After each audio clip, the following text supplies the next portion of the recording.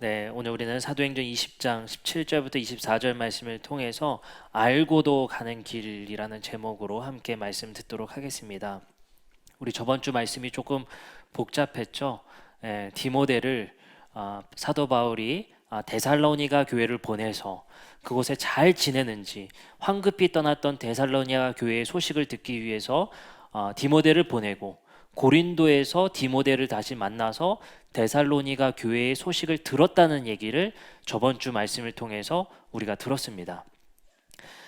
그래서 우리가 고린도 교회에 대해 머물렀던 바울의 이야기, 그리고 바울의 전도 여행기에서 우리가 저번 주 말씀을 들었다면, 이제 바울이 에베소로 떠나고 에베소에서 예루살렘으로 가는 과정의 이야기, 말씀을 들어보려고 합니다. 그래서 사도 바울의 전도 여행은 1차 여행, 그리고 예루살렘을 기점으로 바나바와 헤어지고 2차 여행, 2차 여행 후에 마지막 예루살렘과 로마로 향하는 3차 여행기, 이렇게 3등분 되어지게 됩니다. 그래서 2차 여행기까지는 이제 에베소까지의 여행기를 우리가 사도행전 말씀을 통해서 보게 됩니다. 사도 바울은 유대인들에게 극심한 박해를 당하게 됩니다. 저번 주 말씀에서는 우리가 이런 말씀을 들었었죠. 유대인들이 바울을 고소를 했어요. 고발을 했죠. 다른 임금 곧 예수라 하는 이가 있다라는 고발의 내용을 통해서 사도 바울을 고발하게 됩니다. 그래서 황급히 데살로니가에서 피신하게 된 거예요. 근데 그 고발을 했었던 사람들은 유대인들이었습니다. 유대인들이 끝까지 바울을 쫓으면서 괴롭혔던 것 같아요. 근데 바울이 유대인들에게 있어서 굉장한 위협이 됐었던 이유가 사도행전 18장 말씀에 그 이유가 이렇게 나옵니다. 7절부터 11절입니다. 거기서 옮겨 하나님을 경외하는 디도 유스도라 하는 사람의 집에 들어가니 그 집은 회당 옆이라. 여기가 이제 고린도 교회에서의 이야기입니다. 근데 어떤 사람을 만나는데요, 그 사람이 어떤 사람이냐면요, 회당, 유대인들의 교회죠. 유대인들의 모임 장소인 회당의 옆집에 사는 사람입니다. 그 사람을 만나게 되는데 8절, 또 회당장 그리스보가 온 집안과 더불어 주를 믿으며 수많은 고린도 사람들이 듣고 믿어 세례를 받더라. 여기서 문제가 생겨요. 회당 옆에 사는 사람과 회당장이 예수를 믿게 돼요. 그래서 유대인들은 여기서부터 극심한 위협감을 느낍니다. 이게 회당 뭡니까? 유대교를 아주 깊이 믿는 사람들이에요. 그러니까 회당 옆집이라는 것은 뭐냐면요, 내가 이 교회가 너무 좋아서 교회 옆으로 이사 올 만큼 그 종교심이 대단한 사람이라고 볼 수 있습니다. 유명했겠죠. 야, 저 사람 극성이더라. 이사까지 회당 옆으로 이사 가더라 하는 사람 정도였을 거예요. 그 사람과 회당의 장인 사람이 바울에 의해서 예수를 믿게 됩니다. 그러자 유대인들은 점차적으로 자기 동족들이 바울을 따르고 바울이 선포했던 예수 그리스도를 믿음을 통해 상당한 위협감이 됐고, 바울을 어떻게든 고발해서 처단하려고 합니다. 이어지는 말씀인 18장 12절부터 16절에는 이제 고린도에서 유대인들이 갈리오 총독에게 고발하는 내용이 들어져 있습니다. 12절입니다. 갈리오가 아가야 총독이 되었을 때 유대인이 일찍이 일어나 바울을 대적하여 법정으로 데리고 갑니다. 말하되 이 사람이 율법을 어기면서 하나님을 경외하라고 사람들을 권한다 하거늘, 바울이 입을 열고자 할 때 갈리오가 유대인들에게 이르되 너희 유대인들아, 만일 이것이 무슨 부정한 일이거나 불량한 행동이었으면 내가 너희의 말을 들어주는 것이 옳습니다. 만일 문제가 언어와 명칭과 너희 법에 관한 것이면 너희가 스스로 처리하라. 나는 이러한 일에 재판장 되기를 원하지 아니하노라 하고 그들을 법정에서 쫓아내니. 자, 안 들어줬어요. 갈리오 총독이 야, 니네끼리 알아서 해결해. 로마법을 어긴 것도 아니야. 과거에는 그래서 그렇게 고발한 거예요. 가이사가 아니라 다른 황제를 섬기고 있습니다. 그것도 안 들어줬죠. 근데 이번에 뭐예요? 갈리오 총독에게 자기들의 종교 문제니까 갈리오 총독도 난색을 표합니다. 그리고 법정에서 쫓아내게 됩니다. 아마 유대인들은 바울을 어떻게든 올가매고 싶었을 겁니다. 그래서 바울은 이제 고린도 교회에서 이런 일들 때문에, 고발의 내용들 때문에 이제 에베소로 넘어가게 됩니다. 그게 바로 오늘 말씀인 사도행전 20장 17절부터 24절입니다.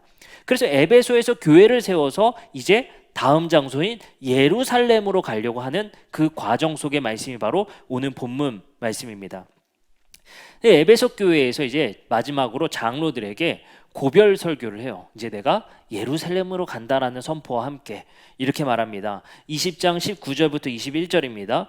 곧 모든 겸손과 눈물이며 유대인의 관계로 말미암아 당한 시험을 참고 주를 섬긴 것과 유익한 것은 무엇이든지 공중 앞에서나 각 집에서나 거리낌 없이 여러분들에게 전하여 가르치고 유대인과 헬라인들에게 하나님께 대한 회개와 우리 주 예수 그리스도께 대한 믿음을 증언한 것이라 라고 이제 마지막 고별 설교를 하게 됩니다.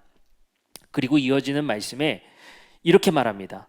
이제 내가 달려갈 길과 주 예수께 받은 사명 곧 하나님의 은혜의 복음을 증언하는 일을 마치려 하면은 나의 생명조차 조금 더 귀한 것으로 여기지 아니하노라. 보라, 내가 여러분 중에 왕래하며 하나님의 나라를 전파하였으나 이제는 여러분들이 다 내 얼굴을 다시 보지 못할 줄 아노라. 이게 고별 설교예요. 그러니까 바울도 어떤 촉이 왔던 것 같아요. 내가 이번에 예루살렘으로 가면 잡히고 죽을 수도 있다는 느낌이 왔던 것 같습니다. 왜냐하면 지금 집중적으로 공격한 사람들이 누구예요? 이방인들이 아니라 유대인들이었어요. 유대인들의 본거지인 예루살렘으로 가면 꼼짝없이 잡힐 거예요. 이건 어떻게 보면 자살과 같습니다. 가면 꼼짝없이 붙잡힐 곳인 예루살렘으로 가겠다고 했으니 마지막 에베소 교인들에게 말을 하는 겁니다. 나의 얼굴을 이제 마지막으로 보게 될지도 모릅니다. 하지만 내 사명을 다하기 위해서 나는 갈 겁니다 라고 고백하는 장면입니다. 그러자 사람들이 바울에게 뭐라고 얘기하냐면요, 이렇게 말합니다. 36, 37, 38절입니다. 이 말을 한 후 무릎을 꿇고 모든 사람들과 함께 기도하니 다 크게 울며 바울의 목을 안고 입을 맞추고 다시 그 얼굴을 보지 못하리라 한 말로 말미암아 더욱 근심하고 배에까지 가서 그를 전송하니라. 에베소 교회가 파송하는 거예요. 근데 그들도 알았던 거예요. 예루살렘 가면 붙잡히고 죽을 수도 있다는 사실을. 가는 사람도 알고 보내는 사람도 아는 장면입니다. 그리고 놀랍게도 사도행전 21장 17절, 10절부터 14절의 말씀에는 어떤 한 예언하는 선지자가 나와서 바울이 예루살렘 가려고 하는 것을 말리는 장면이 나오게 됩니다. 이런 장면이 나와요. 10절부터 14절입니다. 여러 날 머물러 있더니 아가보라 하는 한 선지자가 유대로부터 내려왔어요. 우리에게 와서 바울의 띠를 가져다가 자기 수족을 잡아매고 말하기를 성령이 말씀하시되 예루살렘에서 유대인들이 이같이 이 띠 임자를 결박하여 이방인의 손에 넘겨주리라 하거늘 우리가 그 말을 듣고 그곳 사람들과 더불어 바울에게 예루살렘으로 올라가지 말라 권합니다. 그러자 바울이 말합니다. 바울이 대답하되 여러분이 어찌하여 울어 내 마음을 상하게 하느냐. 나는 주 예수의 이름을 위하여 결박당할 뿐만 아니라 예루살렘에서 죽을 것도 각오하였나니라 하니 그가 권함을 받지 아니하므로 우리가 주의 뜻대로 이루어지이다 하고 그쳤노라 라는 말씀으로 매듭지게 됩니다.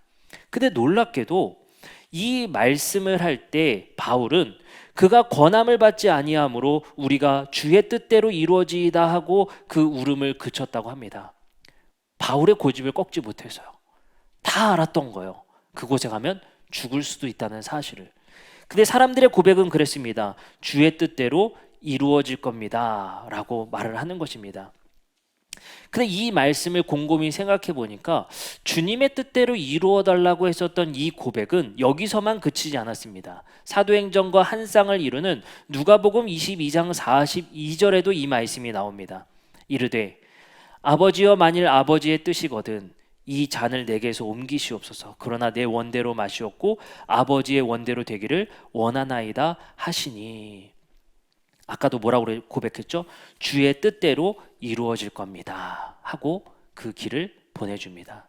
그리고 예수도 마찬가지로 죽음 직전에 아버지의 원대로 되기를 원하나이다 하고 죽음의 길로 향하십니다. 자기들의 뜻이 아니라는 겁니다. 이곳에 보내지는 것, 예루살렘으로 가는 것, 성령의 인도함에 따라 알고도 간다는 바로 그 길이었습니다. 바울은 자신의 사명을 다하기를 바랬습니다. 그러면 우린 여기서 한 가지 생각해 봤으면 좋겠습니다. 보내는 사람도 죽을 걸 알았고 가는 사람도 죽을 걸 알았다면 왜 그토록 바울은 그곳에 가고자 했을까? 어떤 열정이 그를 그곳에 보냈을까라는 것입니다. 사도행전 26장 14절부터 18절의 말씀에는 사도 바울이 다메섹 도상에서 예수를 만나고 예수에게 받았던 감동을 표현하는 장면이 나옵니다. 아마도 여기서 바울이 엄청나게 큰 변혁이 일어났고 혁명이 일어났던 것 같습니다. 자기가 지금까지 믿었던 방식과는 완전히 다른 방식으로 하나님을 믿게 됐고, 자기가 박해했던, 그리고 예수를 따르던 사람들을 박해했던 자들에서 돌아서서 오히려 그를 열심히 믿는 자가 됐단 말이에요. 근데 그 장면을 자기가 사도행전 말씀을 통해서 그 고백의 전승이 나오는데, 무엇 때문에 자신이 이렇게 열정을 다했는지, 그곳에서 어떤 감동이 있었는지를 표현하는 장면이 나옵니다. 한번 보내는 사람도 죽을 걸 알았고 가는 사람도 죽을 걸 알았던 그 열정의 그 이유가 무엇이었는지를 보도록 하겠습니다. 14절부터 18절입니다. 우리가 다 땅에 엎드러짐에 내가 소리를 들으니 히브리 말로 이르되 사울아 사울아 내가 어찌하여 나를 박해하느냐, 가시체를 뒷발질하기가 내게 고생이니라. 내가 대답하되 주님 누구시니까? 주께서 이르시되 나는 내가 박해하는 예수라. 일어나 너의 발로 서라. 내가 내게 나타난 것은 곧 내가 나를 본 일과 장차 내가 내게 나타난 일에 너로 종과 증인을 삼으려 함이니, 이스라엘과 이방인들에게서 내가 너를 구원하여 그들에게 보내어 그 눈을 뜨게 하여 어둠에서 빛으로 사탄의 권세에서 하나님께로 돌아오게 하고 죄사함과 나를 믿어 거룩하게 된 무리 가운데서 기업을 얻게 하리라 하더이다. 이게 핵심 포인트예요. 뭐냐면 바울의 깨달음은 뭐였냐면요, 이런 겁니다. 유대인들과 이방인들에게 그 눈을 뜨게 해서 어둠에서 빛으로 사탄의 권세에서 하나님께 돌아오게 하고 죄사함과 나를 믿어 거룩하게 된 무리 가운데서 기업을 얻게 되는 것, 이게 사명이었어요. 근데 여기서 핵심 포인트가 뭐냐면요, 그 눈을 뜨게 해서 어둠에서 빛으로, 이 장면이 바울에게 굉장히 중요한 각인이 됐던 것 같습니다. 바울이 다메섹 도상에서 빛을 보고 어떻게 했어요? 시력을 잃었죠. 어둠 가운데 있었단 말이에요. 자기의 삶이었어요. 어둠 가운데 있었던 자기가 예수 그리스도를 만나고 빛을 보게 됐단 말이에요. 그게 바울에게 있어서는 엄청난 깨달음을 가져다 줬던 것 같습니다. 자기가 믿었던 열심, 자기의 종교적 열심, 자기가 하나님께 바쳤던 삶의 인생들, 하나님께 바쳤던 그 무한의 열심들, 그러기 위해서 다른 사람을 핍박의 지경에 이르기까지 했었던 자신의 열정을 돌아보게 되는 충격적인 사건이었어요. 그걸 뭐라고요? 내가 눈뜨게 됐다는 거야. 새로운 세상을 바라보게 됐고 새로운 하나님을 바라보게 됐다는 거야. 누굴 통해서요? 예수 그리스도를 통해서 밝혀진 하나님을 보게 됐다는 거야. 자기가 믿었던 글씨를 통해, 구약의 성경을 통해만 바라봤던 하나님이 아니라, 그 하나님에 대한 잘못된 열심이 아니라 예수 그리스도를 통해 계시된 하나님을 바라보게 됐단 말이에요. 그걸 뭐라고 표현해요? 눈을 뜨게 됐다는 거예요. 어둠에서 빛으로 눈을 뜨게 됐다. 새로운 세상을 보게 됐다는 거예요.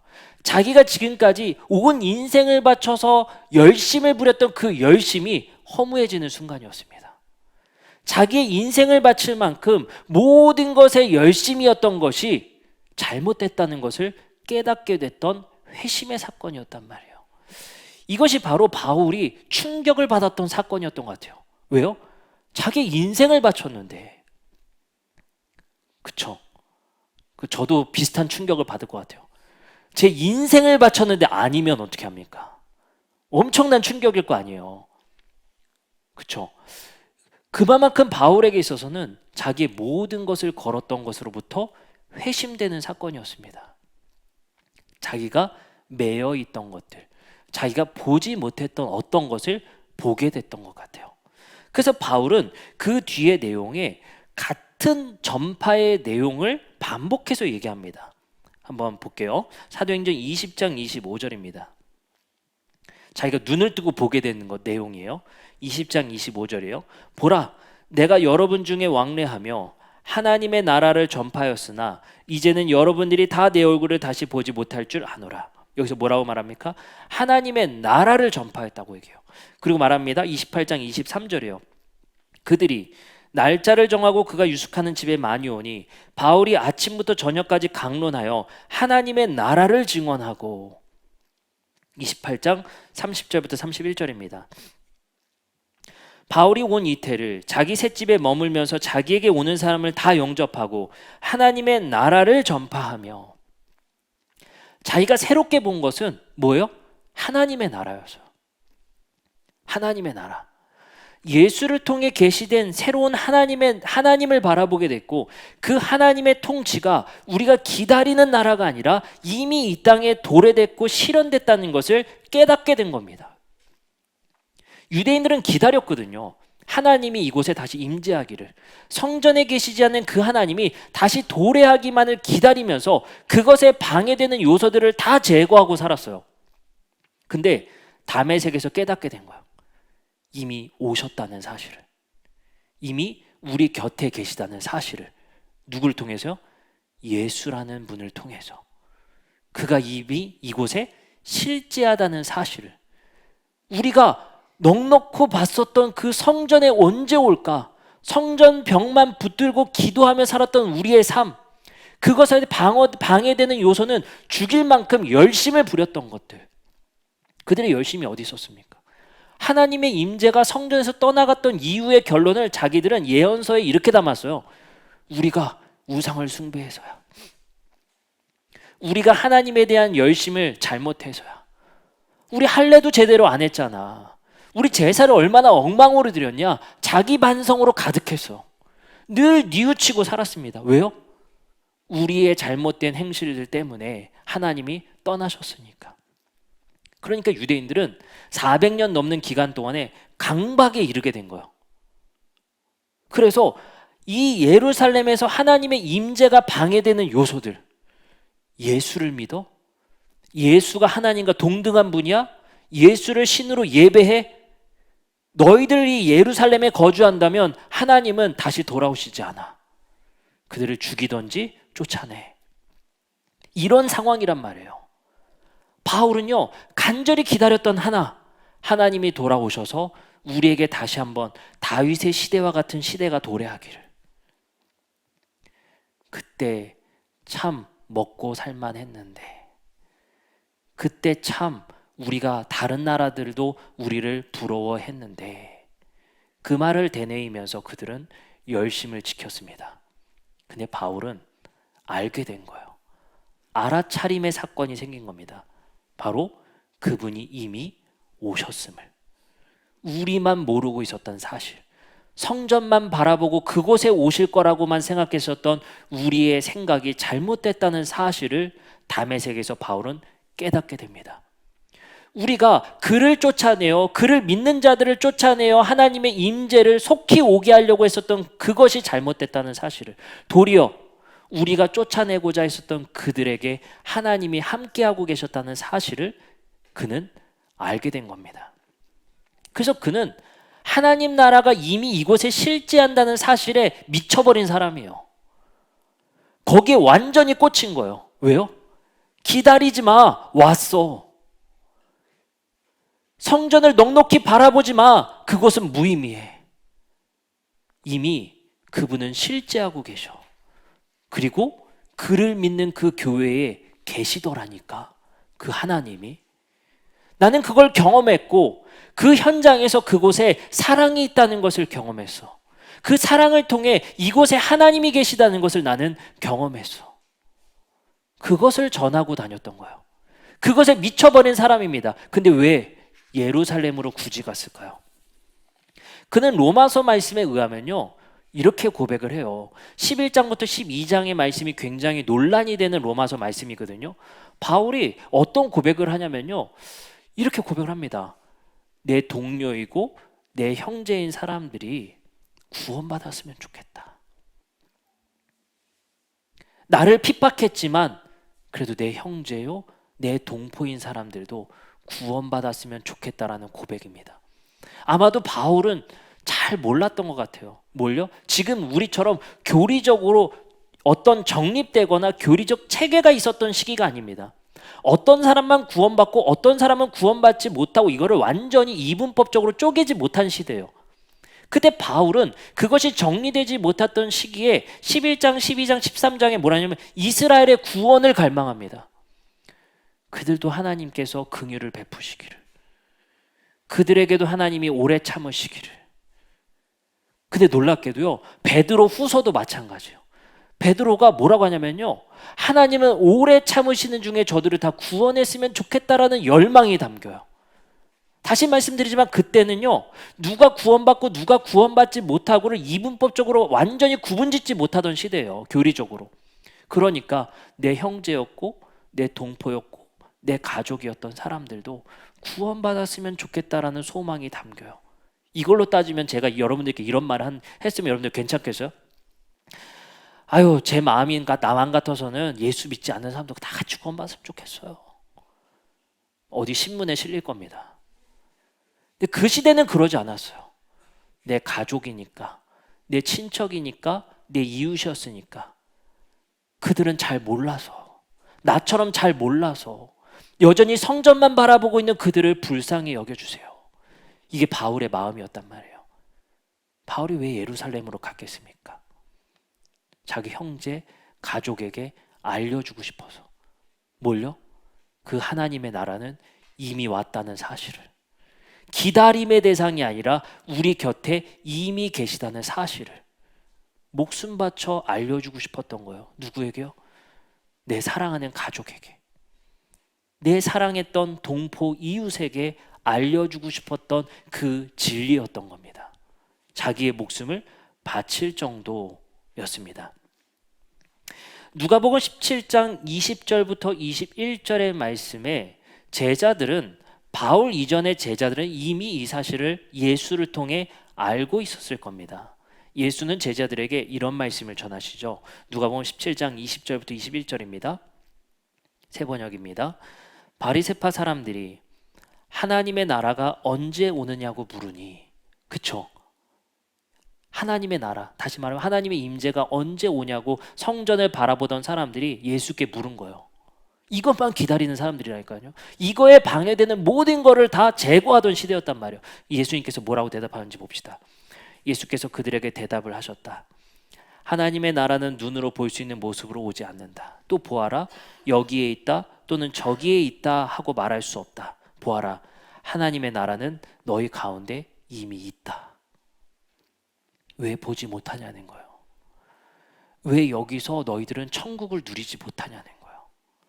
왜 여기서 너희는 하나님과 함께하는 그 동행의 축복을 누리지 못하냐라는 예수님의 반문이고 대답이었습니다. 천국, 하나님의 나라는 기다림의 대상이 아니라 이미 누림의 대상이었습니다. 누가복음 8장 10절에서는 예수님께서는 그 하나님 나라를 이렇게 표현합니다. 이르시되 하나님의 나라의 비밀을 아는 것이 너희에게는 허락되었으나 다른 사람에게는 비유로 하나니 이는 그들로 보아도 보지 못하고 들어도 깨닫지 못하게 하려 함이라. 여러분들 한번 봐보세요. 예수님이 뭐라고 하냐면 하나님의 나라의 비밀을 알게 됐다는 거예요. 그 비밀이 뭐예요? 이미 왔다는 거. 그게 비밀에 감추어져 있어서 그 사람들은 알지 못한다는 거예요. 바울도 마찬가지였어요. 눈이 감겨져서 어둠 속에서 하나님의 나라는 여전히 도래할 것으로 어둠을 헤매고 다녔던 사람들이에요.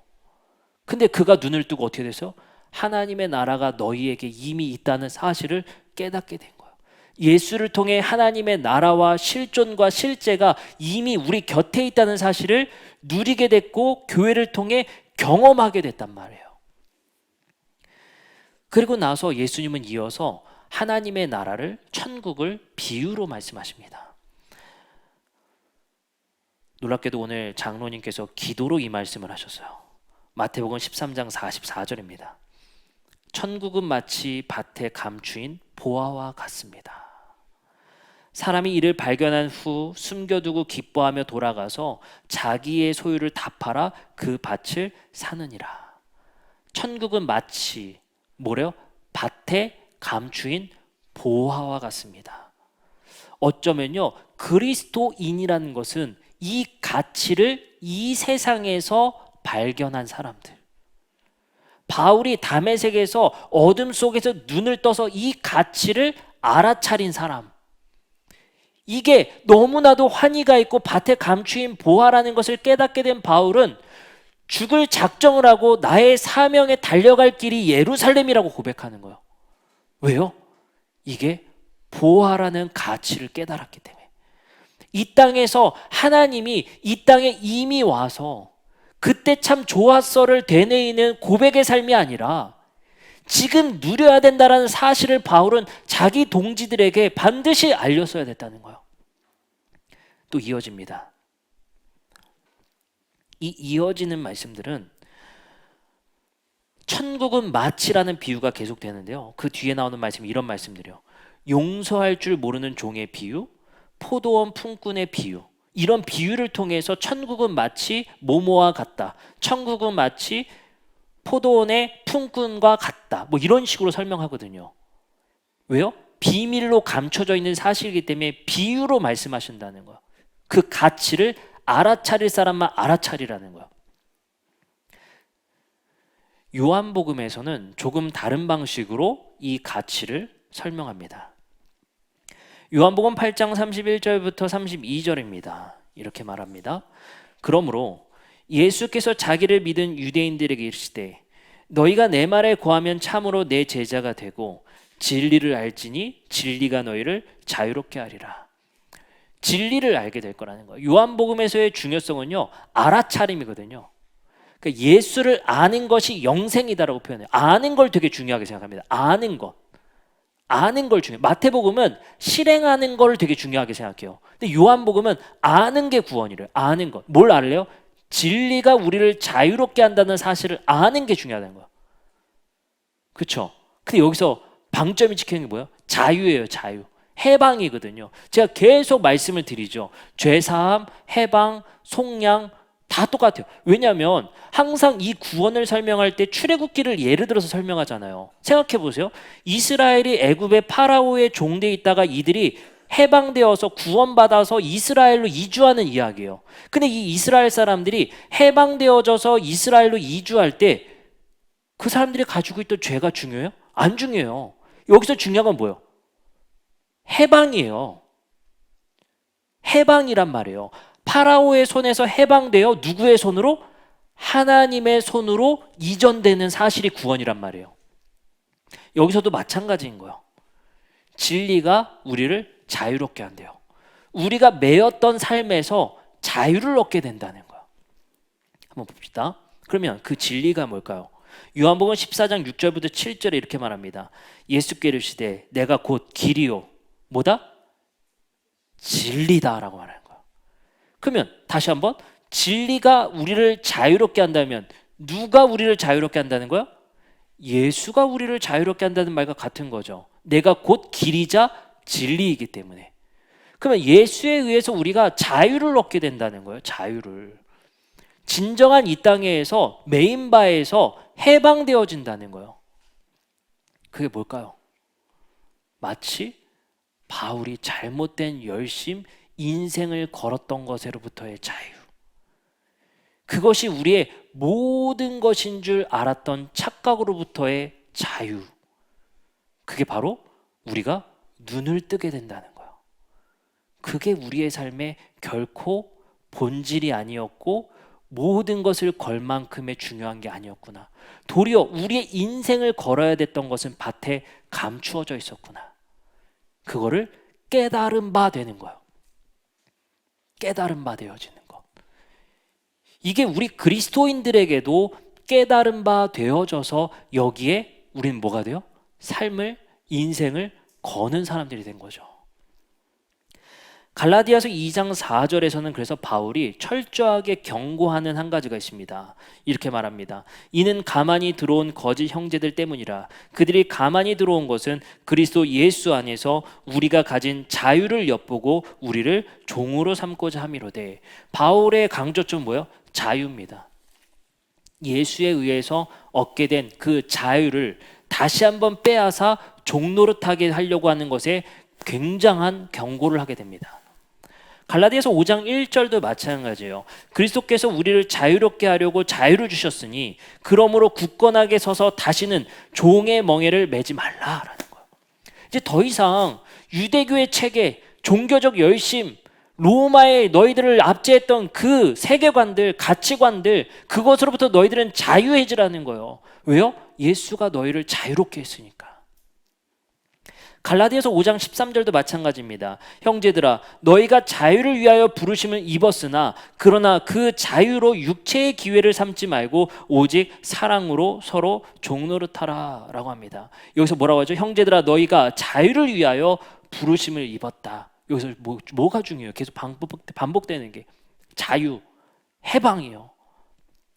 해방. 우리를 올가매고 있던 것들. 그러니까 이 세계관과 바울의 강조점을 익혔던 사람들이 뭘 했냐면요, 노예 해방을 했고 흑인 해방을 시켰어요. 이게 우리 그리스도인들의 굉장히 중요한 신학의 기초가 되어집니다. 그러한 시대로부터 우리는 이제 꽤 먼 걸음을 걸어왔습니다. 여전히 그렇게 탄압받는 나라도 있지만 우리는 꽤 우리의 자유가 존중되는 나라의 삶을 살고 있어요. 그러니 우리가 해방이랄 게 뭐가 있겠어요?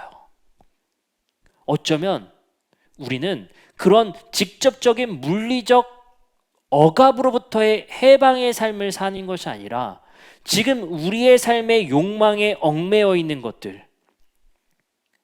것들로부터 자유롭게 돼야 된다. 이게 하나의 알아차림의 사건이 되는 겁니다. 그게 우리의 삶에 중요하지 않다라는 사실을 깨닫게 된 것. 바울이 하나님이 저 성전에 임재할 거라는 것을 기대하며 넉넉히 보고 있던 그 사람의 열심이 우리의 삶에 중요하지 않았다라는 사실들. 그것으로부터 나는 이제 자유롭게 돼서 하나님 앞에 자유를 얻었음으로 말미암아 뭘 얻게 되는 것입니까? 하나님을 경험하는 삶, 실제하는 삶, 실체하는 삶을 교회로부터 경험하고 형제와 자매를 얻게 되었다는 거예요. 예수님의 말씀에서도 요한복음에는 마태, 마가, 누가복음과는 조금 다른 이야기를 합니다. 바로 요한에게 자기의 어머니 마리아를 맡기는 장면이에요. 보라, 내 어머니요, 내 자녀라 라는 거예요. 새로운 가족이 구성된다는 거예요.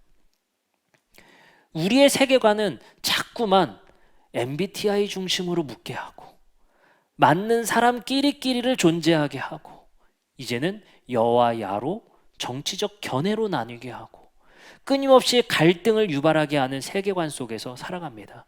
남자와 여자, 세대와 세대, 정치와 정치의 대립으로 살아가게 됩니다. 우리는 늘 이런 대립 속의 사회를 살아가고 있어요. 그러나 예수를 믿었던, 참 자유를 얻고 알아차림을 느꼈었던 바울과 사람들은 이야기합니다. 유대인이나 자유인이나 종이나 수구디아이나 모두 그리스도 안에서 하나입니다. 알아차린 거예요. 사람은 하나님 앞에서 모두 존귀하다는 사실을 깨달은 바 되어진 거예요. 우리는 여전히 많이 감춰진 세상 속에서 살아갑니다. 내가 내뱉는 말이 누군가에게는 굉장히 큰 차별과 상처를 주는지 모르고 습관적으로 내뱉는 말들이 참 많습니다. 어디서부터 그런 말들과 언어들, 생각들이 교육과 삶, 사회에서 정립되었는지 모르겠지만 우리는 그것을 습관적으로 내뱉습니다. 그래서 우리는 우리의 삶 속에 늘 이제 과거로부터 알아차림의 순간순간을 맞이하며 살아가는 거예요. 그게 중요하지 않구나. 우리 사람은 참 재밌는 게 뭐냐면요, 우리 모두는 일생을 살아가면서 내가 죽을 거라는 사실을 망각하며 살아가는 사람들인 것 같아요. 평상시에 나 곧 죽을 텐데 하며 사는 사람들 많지 않죠. 맨날 그렇게 고백하면서 겸손하게 살고자 하는 사람 있어요? 없어요. 근데 때때로 장례식장에 가면 느끼게 되고 깨닫게 됩니다. 그래, 나도 죽을 수 있고 나도 저렇게 죽을 텐데. 그제서야나 인간은 깨닫게 되고 알게 됩니다. 우리는 이만큼 당연한 것조차 가려진 삶을 살아가게 돼요. 똑같은 사람이고 똑같은 존귀한 사람임에도 불구하고 우리는 가려진 세계관 속에서 보지 못하고 알아차리지 못하고 살아갑니다. 이게 얼마나 무섭냐면요. 제 아들이 이런 일화가 있었어요. 제가 아주 오래된 초등학교 때부터 90년대 때부터 아주 오래된 한화 이글스의 팬입니다. 그 당시에 빙그레 팬이었죠. 지금까지 고난과 고통 속에서 야구를 보고 있습니다. 올해는 기대했어요. 올해는 기대했습니다. 꽤 잘 나갔고 또 시작됐습니다. 언젠가는 저희 아버지와 저희 형님이 그러더라고요. 갈아타라고. 네, 저희 형님은 늘 이기는 팀, 우승하는 팀을 좋아하는 스타일이었어요. 근데 저는 고난을 참는 스타일입니다. 꼴찌하는 팀이 이겨나가는 것을 즐겨하기 때문에 지금도 한화 이글스입니다. 그리고 제 아이들한테 얘기했어요. 우리는 한화 이글스다. 그래서 저희 아이들이 야구를 틀면 한화라는 걸 이제 알아요. 네, 저희 장인어른에게도 알려주더라고요. 우리는 한화다라고. 네. 근데 재미난 게요. 얼마 전에 하준이가 그러더라고요. 저한테. 아빠, 한화는 왜 맨날 져? 그래서 저희 아이들이 이제 숫자를 찾기가 힘드니까 어느 날 몇 대 몇, 또 지네? 이렇게. 그래서 제가 이제는 걱정이 좀 됩니다. 우리 아이들에게 너무 잦은 패배 의식을 알려주는 게 아닌가. 늘 지는 삶. 이거 알려주는 게 아니에요. 슬슬 이렇게 젖어 들어가는 것 같아요, 아이들이. 이게 우리 아이들이, 제가 농담 삼아 얘기했지만 아이들의 세계관과 삶 속에서 하나는 지네, 우린 왜 맨날 져, 이 얘기를 이제 하기 시작하는 거예요. 그게 참 재밌더라고요. 우리의 삶 속에서 젖어 들어간다는 게 있는 것 같아요. 나도 모르게 어떤 세계관과 삶에 젖어 들어가는 습관들이 참 많습니다. 근데 이것이 우리는 너무나도 당연시 여김으로 인해서 잘 알아차리지 못하는 것 같아요. 근데 이게 나 자신 스스로에게도 적용되는 것 같습니다.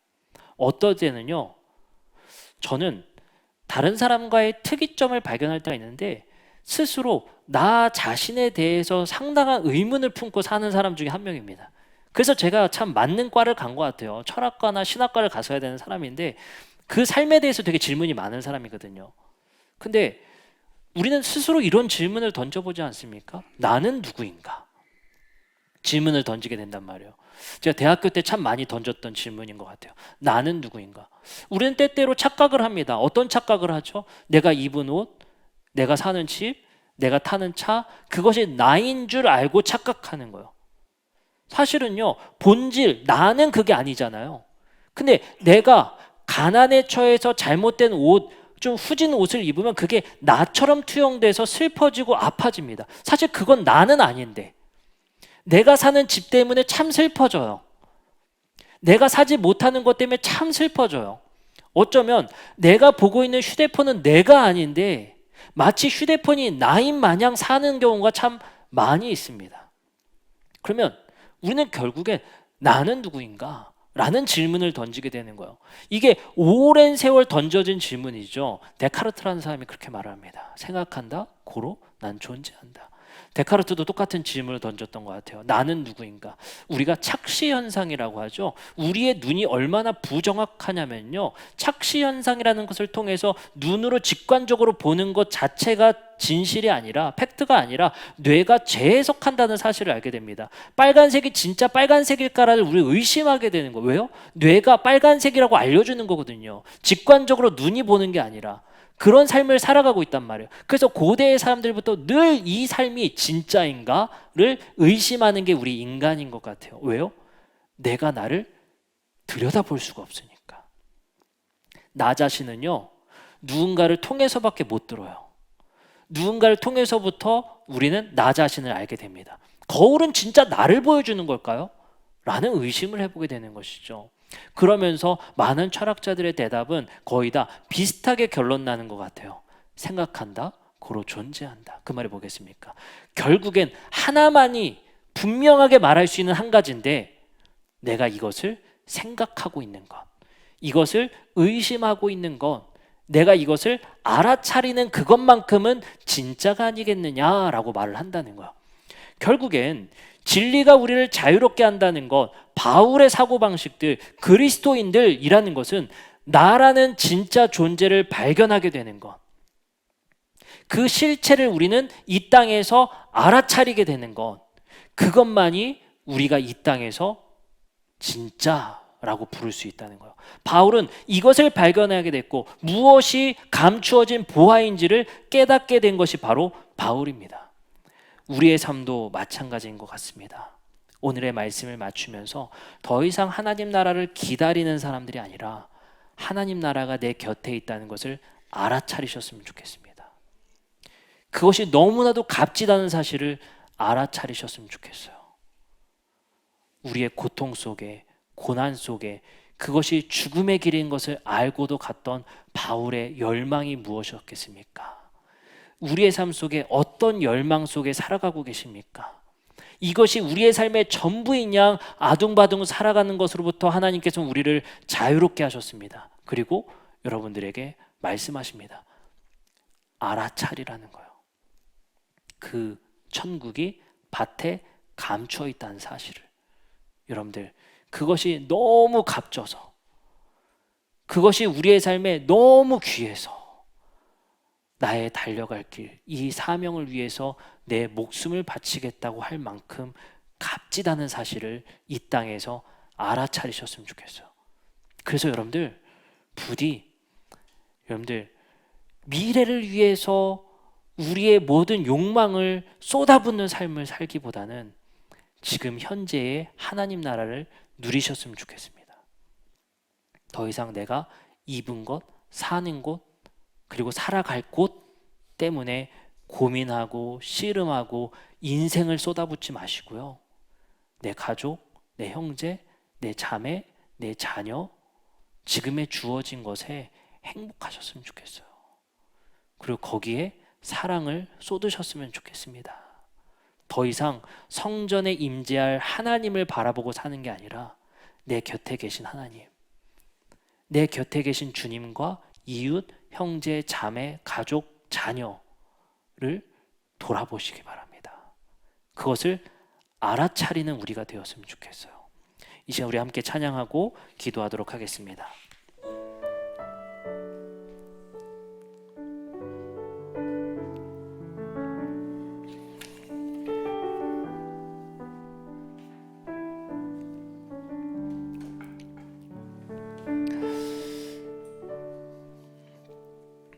누가 그러더라고요.